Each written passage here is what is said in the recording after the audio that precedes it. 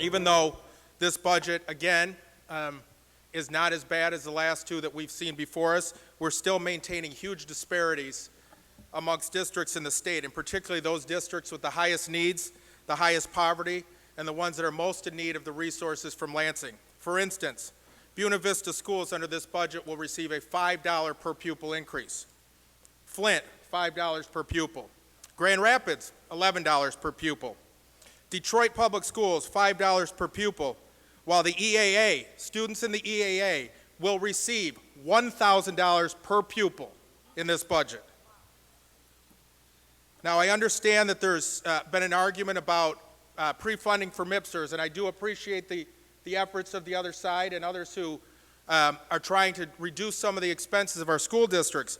That comes to about $400 million, but as I pointed out in the conference committee, that $400 million is nearly equal to the $400 million that this body and this governor have taken out of K-12 by raiding the school aid fund and using it to plug holes in the general fund. That's on top of the $750 million per year of the last 2 years and this year that we have perpetuated a hole in the school aid budget when we went from the MBT to the corporate income tax.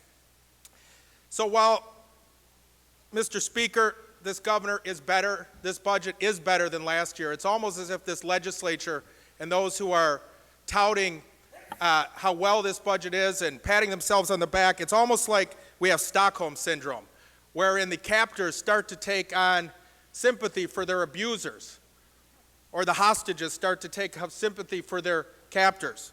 Because this budget is only passable, and I mean acceptable, if you buy into the concept or the new paradigm that the Snyder administration has put in that we should have diminished expectations for public school funding.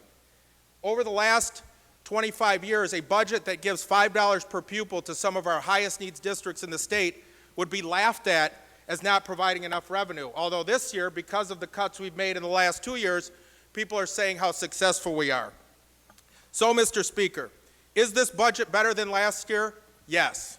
Is this budget good for our kids? No. I urge members to vote against this conference report. Thank you, Representative Dillon.